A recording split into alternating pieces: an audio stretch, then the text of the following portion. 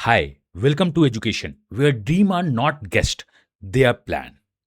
आज का वीडियो बहुत इंपॉर्टेंट है, स्पेशली उन स्टूडेंट्स के लिए जो कैट 2026 या आगे किसी भी कैट 27, 28 या एमबीए एडमिशन्स के लिए कैटेगरी सर्टिफिकेट को यूज करने वाले हैं या प्लान कर रहे हो कि चलो एनसी ओबीसी, मेरे पास ओबीसी है, मैं एनसी बनवा लेता हूं, मैं जनरल हूं, मैं ईडब्ल्यूएस बनवा लेता हूं। तो बहुत बहुत बहुत ही ज़्यादा इंपॉर्टेंट है।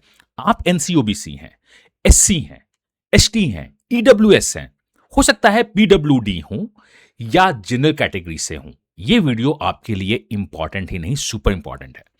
आज हम डिस्कस करेंगे रिजर्वेशन एक्चुअली हेल्प करता है तो कहां हेल्प करता है, किस कैटेगरी को मैक्सिमम बेनिफिट मिलता है, SC ST cut of low क्यों दिखता है। हम बहुत कुछ डिस्कस करने वाले हैं इस वीडियो में, तो वीडियो को गौर से देखना, अच्छे से सुनना, लास्ट तक देखना। एनसीए ओबीसी का रियल एडवांटेज क्या है, बिकॉज सबसे ज्यादा एडवांटेज तो एनसीए ओबीसी को मिलता है ना, तो इसका रियल एडवांटेज क्या है। ईडब्ल्यूएस वेटलिस्ट स्लो क्यों मूव होती है। लोग हमेशा बोल लेंगे आपसे कि ईडब्ल्यूएस से बेटर तो जनरल है, वेटलिस्ट बहुत ज्यादा मूव होती है जनरल में, ईडब्ल्यूएस में स्लो क्यों मूव हो जाती है। और merit list versus wait list reservation का गेम कैसे होता है आपको पता होना चाहिए। आप इस बैटल फील्ड में उतर रहे हो, इस गेम फील्ड में उतर रहे हो, तो आपके गेम के रूल्स तो आपको पता होने चाहिए ना। चलिए स्टार्ट करते हैं इस वीडियो को देखना। माइसेल्फ हमिए, मैं कैट को 2004 से, मतलब 22 ईयर्स से ज़्यादा देख रहा हूँ, पढ़ा रहा हूँ और गाइड कर रहा हूँ। सबसे पहले सिंपल लैंग्वेज में आपको मैं कुछ बातें समझाता हूँ। मैं जो भी बोलूँगा वो सब कुछ आपको दिखता रहेगा। इन माई राइट हैंड साइड आप यहां से भी एनालाइज कर सकते हो कि मैं क्या बता रहा हूं, बट मैं सिंपल लैंग्वेज में आपको सब कुछ समझाऊंगा, आप गौर से समझिएगा। सबसे पहले हमें कुछ बातें समझनी होती है। रिजर्वेशन का मतलब ये नहीं है कि एडमिशन फ्री में मिल जाएगा, बिल्कुल नहीं। लोग बोलते हैं अरे वो तो एससी है, वो तो एसटी है, उसको तो ऐसे मिल जाएगा, वैसे मिल जाएगा, वो नहीं होता है। रिजर्वेशन का मतलब ये है कि कुछ सीट्स कैटेगरी वाइज रिजर्व होती हैं एलिजिबल कैंडिडेट्स के लिए। यहां एलिजिबिलिटी भी इंपॉर्टेंट है, इसकी एलिजिबिलिटी किसी और एलिजिबिलिटी से डिफरेंट होता है। रिजर्वेशन होना चाहिए नहीं होना चाहिए बात की बात है, अभी हमारे पास रिजर्वेशन है, हम उसको समझेंगे। ये एक सपोर्ट सिस्टम है, शॉर्टकट नहीं, ये याद रखिएगा। रिजर्वेशन कभी भी शॉर्टकट नहीं होता है, ये एक सपोर्ट सिस्टम होता है।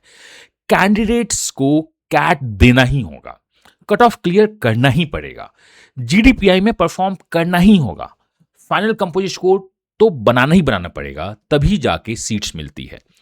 हाँ, open seats remains open for all, eligibility plus preparation दोनों मैटर करता है। यह अलग बात है कि हमारे पास कैटेगरी होती है और जनरल को ओपन बोलते हैं, और ओपन सीट सबके लिए ओपन होता है विथ कंडीशन अप्लाई। हम बात करेंगे क्या है क्या नहीं है, आप सुनिएगा, आप समझिएगा, तो अपने बैटलफील्ड को अच्छे से परफॉर्म करने की कोशिश कीजिएगा।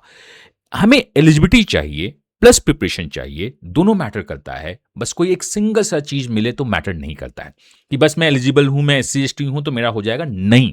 मैं पीडब्ल्यूडी हूं मेरा हो जाएगा, नहीं। मैटर करता है प्रिपरेशन भी, मैटर करता है गाइडेंस भी। अगर मैं बात करूं आई एम एडमिशन में, तो ब्रॉडली रिजर्वेशन स्ट्रक्चर क्या होता है क्या नहीं होता है वो हम बात करते हैं। एनसीओबीसी के लिए 27% है, एससी के लिए 15%, एसटी के लिए 7.5%, ईडब्ल्यूएस के लिए up to 10%, the word is up to 10%, और पीडब्ल्यूडी के लिए 5% हॉरिजॉन्टल रिजर्वेशन है। हर एक कैटेगरी को मिला के 5% का रिजर्वेशन पीडब्ल्यूडी को चाहिए। पीडब्ल्यूडी हॉरिजॉन्टल होता है, इसका मतलब ये अलग वर्टिकल कैटेगरी नहीं होती है। PWD candidates general, NCOBC, SC, ST, EWS किसी भी बेस कैटेगरी के अंदर हो सकते हैं। तो हमारी जो कैटेगरीज अगर हम देखना स्टार्ट करें तो क्या होता है, general, general PWD, NCOBC, NCOBC PWD, EWS, EWS PWD, ST, ST PWD, SC, SC PWD. तो इतनी सारी कैटेगरीज आपके आईएम्स एडमिशंस को डिसाइड करती हैं, और ये सबको मैं गेस करता हूं, मैं बताता हूं, आपको जज करता हूं कि आपको कैसे जाना है कैसे नहीं जाना है। ओपन सीट्स रिमेनिंग सारी होती हैं, मतलब ये जो हमने परसेंटेज बात की ना, एनसीओबीसी 27%, एससी के लिए 15%, 7.5%, ईडब्ल्यूएस का 10% और पीडब्ल्यूडी के 5% को छोड़ दे तो वो सीट ओपन होती है। बट ओपन कैटेगरी का मीनिंग सिर्फ जनरल नहीं होता है, यहां पे आपको समझ में आना चाहिए। बाकी जितने लोग बचे वो इस कैटेगरी में फाइट करते हैं, और इवन एनसीओबीसी, एससी, एसटी भी इस कैटेगरी में फाइट करती है विथ कंडीशन अप्लाई। मैं आपको बताऊंगा कि वो कंडीशंस क्या है क्या नहीं है। यहां सबसे बड़ा कंफ्यूजन क्या होता है वो जानने की कोशिश करते हैं हम। स्टूडेंट सोचते हैं जनरल सीट सिर्फ जनरल कैंडिडेट्स के लिए होती है। गलत है ये। ओपन कैटेगरी का मतलब होता है ओपन फॉर एवरीवन। अगर आप एनसी ओबीसी कैंडिडेट्स का स्कोर हाई है, किसी का भी अगर स्कोर हाई है तो ओपन सीट्स में आ सकता है। अगर एससी एसटी ईडब्ल्यूएस कैंडिडेट्स का स्कोर हाई है तो वो भी ओपन सीट्स में आ सकता है और सीट्स को ले सकता है। Open category means merit based open competition. Open का मतलब होता है मैं इस कंपटीशन में फाइट मार रहा हूं और मैं अच्छा हूं, मैं सबसे अच्छा हूं, मैं टॉप रिमेनिंग परसेंटेज में आ रहा हूं, तो मैं ओपन हो रहा हूं। High scoring candidates student can take open seats. Merit decides open seats access. यहां पे मेरिट की बात होती है। मेरिट डिसाइड करता है किसको ओपन सीट्स मिलेगा, किसको ओपन सीट्स नहीं मिलेगा। बाकी एनसीओबीसी का जो सीट्स होता है उसमें कोई दूसरी कैटेगरी नहीं आ सकती है। अपार्ट फ्रॉम पीडब्ल्यूडी होजेंटल होता है। एससी में कोई और कैटेगरी फाइट नहीं कर सकती है। अगर आपके एससी का जो मैंने आपको पहले बताया है, मान लो नहीं as per the constitution 15% reservation है, तो इस 15% सीट में ओनली एससी कैंडिडेट्स ही आ सकते हैं और कोई नहीं आ सकता है। ये सीट्स खाली हो सकती है बट किसी और को दी नहीं जा सकती है। Same goes with other category. But open के केस में क्या होता है, अगर आप मेरिटोरियस है, आप किसी भी कैटेगरी में हो या कैटेगरी में नहीं हो, ये सीट्स आपके लिए होगी। Open category is based on the merit. इसका मतलब मैं ये कभी नहीं बोल रहा हूं कि एनसीओबीसी में मेरिट नहीं चाहिए। उस कैटेगरी के बच्चों के लिए मेरिट चाहिए। यहां पे कमेंट आ सकता है कि रिजर्वेशन को हटा दो, हमारे लिए अच्छा है नहीं है। आप इस पे अभी ध्यान मत दीजिए। अगर आप ओपन कैटेगरी हैं तो आपको फाइट डेफिनेटली आपको करनी होगी। एनसीओबीसी हैं तो फाइट आपको भी करनी होगी। और ये कब कहां कैसे हेल्प करता है हम इस वीडियो में पूरा देखेंगे। अब मेन पॉइंट पर आते हैं। किस कैटेगरी को मैक्सिमम बेनिफिट मिलता है, कौन सी कैटेगरी मैक्सिमम बेनिफिट लेती है? मोस्ट स्टूडेंट बोलेंगे एससी एसटी, बिकॉज उनका कट ऑफ लो दिखता है। बट कट ऑफ लो दिखना और मैक्सिमम बेनिफिट मिलना दोनों सेम बात नहीं है ना। आप चीजों को मतलब इस तरह से कंपेयर नहीं कर सकते हो कि इनका कट ऑफ कम है तो इनको ज्यादा बेनिफिट मिलेगा, इनका कट ऑफ ज्यादा है तो इनको कम बेनिफिट मिलता है। ऐसा ऐसा नहीं होता है। हम हर एक चीज को रीजनिंग देखेंगे। माई सेल्फ मैं हमेशा बताता हूं कि डेटा कैसे प्ले करता है, कैसे नहीं प्ले करता है। तो अब बात है कि किसको ज्यादा बेनिफिट मिलता है। क्या आप गेस कर पाए हैं? आप बताइएगा किस बताते हैं। तो सीट परसेंटेज के बेसिस पे लार्जेस्ट वर्टिकल रिजर्वेशन शेयर एनसीओबीसी का है। 27% मिलता है उनको। और इस 27% के अलावा अगर मैं आपको काउंट करके बताऊं, this is just calculation based, तो मैं आपको बताता हूं कि क्या है। तो वी हैव अ कैलकुलेटर। आप नॉर्मली मैथ्स का टीचर हो तो नॉर्मल भी कैलकुलेट कर सकते हैं। 27% फॉर दी एनसीओबीसी, सबसे ज्यादा रिजर्वेशन इनके पास है। 15% इज फॉर दी एससी, उसके बाद एससी को बेनिफिट मिलता है। Then 7.5% is for the ST, उनको बेनिफिट मिलता है। 10% इज फॉर द, और यहां पे वर्ड है up to 10% for the EWS, वो है। एंड पीडब्ल्यूडी का हॉरिजॉन्टल अगर हम देखें तो 64.5% आपका मिलता है टोटल रिजर्वेशन। जनरल के लिए बचता कितना है? 35.5% अगर हम देखें तो। और अगर हम इसमें पीडब्ल्यूडी डाल ले तो ये 40.5% होता है। तो ये जो जनरल या जनरल बोलना मुश्किल है, बेटर वर्ड होगा ओपन के लिए 34.5% बचता है अगर मैं आपसे बात करूं तो। So we have 35.5%।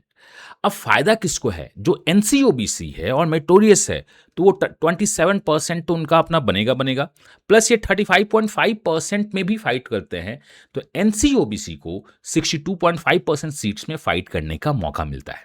Are you getting my point? अगर आप कैटेगरी में नहीं हो तो आपको फाइट करने का मौका मिलेगा 35.5 में। अगर आप पीडब्ल्यूडी भी नहीं हो तो हटा देते हैं। PWD is the condition mark, वो होता है नहीं होता है। तो ओपन कैटेगरी और द जनरल मैक्सिमम 40.5% पे फाइट कर सकते हैं। बट ये एनसीओबीसी जो है which is blessing in disguise आप बोल सकते हो, वो 27% प्लस अगर वो पीडब्ल्यूडी नहीं है तो 35.5, मतलब वो 62% तक फाइट करते हैं। सेम गोज एससी अपने 15% और बाकी बचे हुए 40 मैक्सिमम या 35.5 पे फाइट करते हैं। एसटी का भी सेम कैटेगरी है। तो सबसे ज़्यादा बेनिफिट जो मिलता है वो एनसी ओबीसी को मिलता है। अगर आप ओबीसी हो, आप एनसी बनवा सकते हो और आप पढ़ाई अच्छे से कर सकते हो तो डेफिनेटली आपको एनसी बनवाना चाहिए। Same goes with the other categories also. So direct category share के बेसिस पे NCOBC gets the largest reservation pool. अगर आप ओबीसी हैं, सबसे पहले चेक कीजिए कि आप एनसी एलिजिबल है या नहीं है। सर्टिफिकेट वैलिड होना चाहिए। स्ट्रेटेजी मैटर्स करता है। तो अगर आप एनसी ओबीसी हो सकते हो, अगर आप ओबीसी हो, एनसी हो सकते हो, तो उसमें जाओ। मैं रिजर्वेशन को सपोर्ट नहीं कर रहा हूं, I am just giving you the data जो होता है। अगर आप जनरल हो और ईडब्ल्यूएस बनवा सकते हो तो ईडब्ल्यूएस बनवाइए। मैं आप कमेंट करना कि सर कैसे बनेगा, क्या बनेगा। मैं एनसी ओबीसी और ईडब्ल्यूएस के लिए एक न्यू सेपरेट वीडियो बना दूंगा, आप इसको देख लीजिएगा। Now SC ST cut off lower क्यों दिखता है, इसकी बात करते हैं। इसका आंसर सिंपल है, competition pool category wise different होता है ना। कितने बच्चे चाहिए हमें और कितने लोगों का कंपटीशन है, ये देखना होता है, इसलिए कंपटीशन डिफरेंट होता है। अगर किसी कैटेगरी में टोटल एप्लीकेंट्स कम है, सीरियस एप्लीकेंट्स कम है, कैट हाई स्कोर का परसेंटेज कम है, मींस समझ में आया मैंने क्या बोला? फिर से मान लो कि एससी में और एसटी में 10 सीट्स चाहिए और अप्लाई ही 20 लोगों ने किया है, कंपटीशन कम है, उसमें जो मैक्सिमम कैट स्कोर जा रहा है वो भी कम है, then cut off naturally lower दिखेगा ना। हमें बहुत कुछ देखना होता है कि परसेंटाइल में क्या है, बाकी लोग क्या कर रहे हैं, उस कैटेगरी में कैसे मूवमेंट हो रहा है, कैसे मूवमेंट नहीं हो रहा है, ये सब कुछ देखना होता है। उस कैटेगरी का सबसे टॉप बच्चा क्या कर रहा है वो भी देखना होता है कि वो जनरल में जाएगा या नहीं जाएगा। बहुत सारे कैलकुलेशन होते हैं। ये इसलिए नहीं होता है कि एडमिशन ईजी है एससी एसटी के लिए। एससी एसटी स्टूडेंट को भी कैट देना ही होगा, जीडीपीआई क्लियर करना ही पड़ेगा, प्रोफाइल एवोल्यूशन होता ही होता है, फाइनल कंपोजिट स्कोर बनता है और कैटेगरी वाइज कंपटीशन होती है। इनकी जो कंपटीशन होती है वो क्या होती है? Category wise. और यहां पूल कम बच्चे होते हैं। लोअर कट ऑफ का मतलब है इजी एडमिशन नहीं, लोअर कट ऑफ का मतलब है category wise competition dynamic differently होता है। बच्चे कम होंगे, हाई कट ऑफ कम जाएगी, तो ऑब्वियसली इस कैटेगरी में कंपटीशन कम होगा। बट यहां पे मैं आपको एक बात बता दूं, even you are the SC ST और पीडब्ल्यूडी, IIM अहमदाबाद के लिए भी अगर आप अच्छे से पढ़ाई करो तो 98-99 परसेंटाइल जाता है मेरिट लिस्ट में। बाद में वेट लिस्ट कन्वर्ट होते होते वो 92 तक आ जाता है, but 98-99 percentile is the normal average आपको टारगेट करना पड़ता है, अगर आप एससी एसटी या पीडब्ल्यूडी में ही क्यों नहीं हो। रिजर्वेशन आपको एग्जैक्टली कहां पे हेल्प करेगा, ये सबसे इंपॉर्टेंट स्लाइड और वीडियो का पार्ट है, इसे डेफिनेटली देखना। आपके पास रिजर्वेशन है, आपके पास कैटेगरी बेनिफिट्स है, ये कहां हेल्प करता है? स्टेज 1 की बात करते हैं। कैट फॉर्म एंड डॉक्यूमेंटेशन में हेल्प करता है। सम कैटेगरी को फॉर्म फी का बेनिफिट मिलता है, लाइक एससी एसटी पीडब्ल्यूडी को मिल सकता है एज ऑफिशियल बुलेटिन के हिसाब से। तो पहला क्या होता है? फॉर्म फी में बेनिफिट मिलती है। दूसरा क्या है? Minimum eligibility and category documentation में आपको बेनिफिट मिलता है। हो सकता है कि आपका 10th-12th का परसेंटेज कम हो, ग्रेजुएशन का परसेंटेज कम हो, तो भी आप यहां पे एलिजिबल हो जाते हैं अगर आप कैटेगरी में हैं, तो ये बहुत इंपॉर्टेंट है। तीसरा जो मिलता है आपको, CAT percentile cut off mini IIMs category wise sectional and overall cut off रखते हैं। और यहां पे अगर आप जनरल हो तो आपकी कट ऑफ समटाइम्स 90%, 95% जाती है, आप ईडब्ल्यूएस तो 90% जाती है। अगर आपके पास ईडब्ल्यूएस का है तो आपकी परसेंटाइल 94 आ गई। मैं आपको बताता हूं कट ऑफ जनरल की कितनी है? 95। ईडब्ल्यूएस की कितनी है? 90। Cut off for the next short list. अगर आपकी 94 परसेंटाइल है, आप जनरल हो तो आप तो इसी तरह रेस से बाहर हो गए। बट अगर आप ईडब्ल्यूएस हो तो आप रेस में बनोगे। There is a great example in the UPSC, even in the CAT and the IIMs. एक बच्चा एंट्री मारा था, एक बच्ची एंट्री मारी थी अपने कैटेगरी के बेसिस पे, एंड बाद में वो इतना अच्छा परफॉर्म कर गई नेक्स्ट स्टेज में कि वो ऑल इंडिया टॉपर बन गई या बन गया। Same goes with IIMs. एक बच्चे ने एंट्री करी थी कैटेगरी के बेसिस पे फॉर द जीडीपीआई और वहां पे इतना अच्छा परफॉर्म कर गया कि उसे जनरल कैटेगरी के अंदर सीट्स मिलना स्टार्ट हो गया। तो आपको हेल्प मिलता है फॉर्म फी में, which is for the SC ST PWD. आपकी कट ऑफ कम हो जाती है percentage wise, this is going to help you. Third, entry barrier for the वैट पीआई लोअर होता है। फोर्थ, जीडीपीआई शॉर्टलिस्ट में अगर हम बात करें तो सेम परसेंटाइल पे जनरल कैंडिडेट्स को कॉल ना मिले, जैसा मैंने बताया है, लेकिन हो सकता है कैटेगरी कैंडिडेट्स को कॉल मिल जाए, because category wise cut off and category wise composite score shortlisting कम होती है ना, एंट्री बैरियर कम होता है। फिफ्थ, फाइनल मेरिट लिस्ट में भी आपको हेल्प मिलता है। I am talking about word, ये गौर से सुनना, फाइनल मेरिट लिस्ट, जिसको हम लोग बोलते हैं first short list. I am not talking about the converts, मैं कन्वर्ट की बात नहीं कर रहा हूं। द स्टेज 5 जहां पे आपको बेनिफिट मिलता है वो है फाइनल मेरिट लिस्ट। यहां भी कैटेगरी वाइज सीट्स एलोकेशन होता है। In the first short list में रिजर्वेशन हेल्प करता है, but real target first merit list में होना चाहिए। मैं बार बार रिपीट कर रहा हूं, you should be in the first merit list. अब जो है वीडियो का मोस्ट इंपॉर्टेंट, और you could say the second most important part, strategic, जो मैं बात करना चाहता हूं। टारगेट वेट लिस्ट में मत रखो, टारगेट फर्स्ट मेरिट लिस्ट का रखो, क्योंकि अगर आप एक बार वेट लिस्ट में घुस गए, रिजर्वेशन सपोर्ट्स करता है आपको, बट प्रिपरेशन कन्वर्ट्स ज्यादा हेल्प करता है। पहले अपनी कैटेगरी को समझिए, सर्टिफिकेट रेडी करिए, कॉलेज वाइज कैटेगरी समझिए एंड रियलिस्टिक स्कोर को टारगेट कीजिए। अगर एक बार आप वेट लिस्ट में घुस गए, आप मेरिट लिस्ट में नहीं आए और वेट लिस्ट में आ गए, मान लो कि आप ईडब्ल्यूएस हो और आप वेट लिस्ट में आ गए, ईडब्ल्यूएस की सीट तो कम होती है ना, अप टू 10%, जनरल की सीट्स आपकी 35% होती है, ओपन कैटेगरी की सीट। तो वेट लिस्ट में आने के बाद आप ईडब्ल्यूएस बन के रह जाते हो, आप उसी कैटेगरी में फंस के रह जाते हो। अगर आप वेट लिस्ट में नहीं हो, आप मेरिट लिस्ट में हो, तो आप अपनी कैटेगरी में फाइट कर रहे हो और प्लस ओपन कैटेगरी का 35.5% और 40.5% में फाइट कर रहे हो। आपके पास दो पूल्स हैं, अपनी कैटेगरी और जनरल कैटेगरी का, मतलब बड़ा सा पूल है। लेकिन जैसे ही आपने सब कुछ किया और आप वेट लिस्ट में आते हो, यहां ईडब्ल्यूएस कैंडिडेट्स को इशू होना स्टार्ट होती है। एनसीओबीसी 27% है, उसे भी इशू होना स्टार्ट होता है। दे विल फील कि जनरल कैटेगरी तो बहुत ज्यादा मूव कर रहा है, हम मूव नहीं कर रहे हैं। ये आप देखोगे, आप समझोगे, आपने देखा भी होगा कि वेट लिस्ट जनरल कैटेगरी में ज्यादा मूव होती है, क्योंकि जैसे ही आप वेट लिस्ट में आते हो, जनरल कैटेगरी अपनी कैटेगरी में फाइट करती है, ईडब्ल्यूएस अपनी कैटेगरी में फाइट करता है, ओबीसी अपनी कैटेगरी में फाइट करता है, एससी अपनी कैटेगरी में फाइट करता है, एसटी अपनी कैटेगरी में फाइट कर रहा होता है। अगर आपका एससी, ये बहुत इंपॉर्टेंट है, कुछ कुछ आईएम्स आपको दो कैटेगरीज वेट लिस्ट देते हैं, एक आपकी कैटेगरी वेट लिस्ट और एक दूसरा ओपन कैटेगरी वेट लिस्ट। जो कम होता है वो उसको चेक कर रहे होते हैं, बट वो बहुत लिमिटेड आईएम्स हैं। जैसे आप न्यू आईएम्स की बात कर लो तो उसमें आपको दिखेगा कि ईडब्ल्यूएस का final cut off, starting merit cut off तो हमेशा ईडब्ल्यूएस का कम होगा, एनसीओबीसी का कम होगा, बट हो सकता है फाइनल कन्वर्ट होते होते जो वेट लिस्ट मूव करता है, जनरल कैंडिडेट्स का फाइनल कट ऑफ बहुत कम हो जाए, इनका ज्यादा हो जाए, क्योंकि यहां सीट्स ज्यादा होती है। रिजर्वेशन हेल्प करता है। अगर आप मेरिटोरियस हैं, आप मेरिट में हैं, अगर आप वेट लिस्ट में हैं, तो आप अपने ही फंदे में फंस के रह जाते हैं। यहां फंसना नहीं है, यहां क्या है, competition with in category. Before merit list अगर हम बात करें तो it's a competition in your category, in the open category. आपका परसेंटाइल बहुत इंपॉर्टेंट है, आपके परसेंटाइल के साथ प्रोफाइल स्ट्रेटेजी भी चाहिए, क्योंकि बहुत कुछ यहां पे होता रहता है। कोई ये बोल दे कि तुम कैट में 99 परसेंटाइल ले आओ, तुम्हारा ये कन्वर्ट हो जाएगा, नहीं ऐसा होता है। आपकी परसेंटाइल, आपकी प्रोफाइल, आपकी स्ट्रेटेजी डिफरेंट टाइम्स के सिलेक्शन, डिफरेंट क्राइटेरिया के साथ होती है। कहीं एकेडमिक से भी होता है, कहीं डाइवर्सिटी का रोल हाई होता है, कहीं वर्क एक्सपीरियंस मैटर करता है, कहीं कैट स्कोर ज्यादा मैटर करता है। अगर कोई आपसे बोल दे कि तुम 99.67 ले आओ, तुम्हारा एफएमएस से कॉल आ जाएगा, बिकॉज एफएमएस बाकी कुछ नहीं देखता है, तो भी आपसे गलत बोल रहा है। FMS right now is a profile call. आपको कॉल आ जाएगा बट कन्वर्ट नहीं मिलेगा आपको, क्योंकि वो वर्कएक्स देखना स्टार्ट कर रहे हैं। तो अगर कोई भी आपसे बोलता है कि I am Ahmedabad, lower percentile पे भी, मतलब लोअर कट ऑफ पे भी आपका कन्वर्ट हो जाएगा, झूठ बोलता है। कोई अगर आपसे बोलता है कि तुम कैट में परसेंटाइल अच्छा ले आओ, तुम्हारा कन्वर्ट हो जाएगा, तुम उससे आपसे झूठ बोलता है। It's not a game of percentile, it's a game of percentile, profile, GDPI, वैट परफॉर्मेंस, सब कुछ मिला के जाके आपका कन्वर्ट होता है।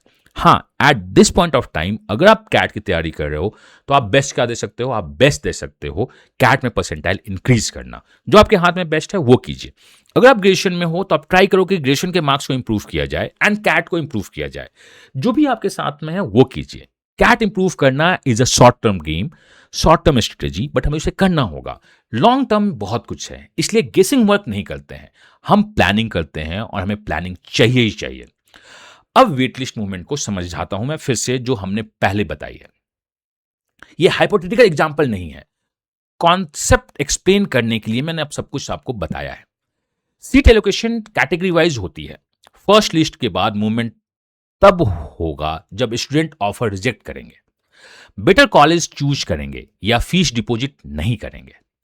अगर ओपन कैटेगरी के many students better options choose कर लेते हैं, then open wait list move करेगी। लेकिन अगर ईडब्ल्यूएस या एनसीओबीसी कैटेगरी में selected student same insurance join कर रहे हैं, then category waitlist slow move करेगी। ओपन वाले छोड़ के जाएंगे तो बस ओपन में मूवमेंट होगी, ईडब्ल्यूएस की मूवमेंट नहीं होगी। लोगों ने कहा था सर ईडब्ल्यूएस तो सबके लिए है ना, हमने तो बचपन से सुना है कि ईडब्ल्यूएस ओपन में भी फाइट करते हैं till the merit list, not in the wait list. Wait list movement depend on the seats, acceptance, rejection, behavior, overlap with other colleges, past trend and market condition। सिर्फ reservation percentage movement decide नहीं करता है कि हमारा ये है, हम open में भी आएंगे। If you are in the wait list, मैं बार बार रिपीट कर रहा हूं, आप वेट लिस्ट में कैटेगरी के साथ मूव करते हैं। अगर आप एनसीओबीसी हैं, सर्टिफिकेट रेडी रखिए, एडवांटेज यूज कीजिए, but target first merit list का रखिए। मैं आपसे बोलना चाहता हूं, मैं फिर से रिपीट करता हूं कि अगर आपको चाहिए कि सर मैं कैसे बना पाऊं, आप बताइएगा। मैं अगेन रिपीट कर रहा हूं, I am not supporting reservation. क्या मैं रिजर्वेशन के साथ हूं या अगेंस्ट हूं, ये कभी और मुद्दा होगा। I am just giving what is exactly all about. अगर आप जनरल हैं, ईडब्ल्यूएस बना सकते हैं तो वैलिड ईडब्ल्यूएस सर्टिफिकेट को रेडी रखिए, बनवाइए। ईडब्ल्यूएस और एनसीओबीसी फिनेंशियल से बनता है। कैट में 1 अप्रैल 2026, अगर आप 2026 का कैट दे रहे हैं तो के बाद का एनसीओबीसी और ईडब्ल्यूएस सर्टिफिकेट चाहिए।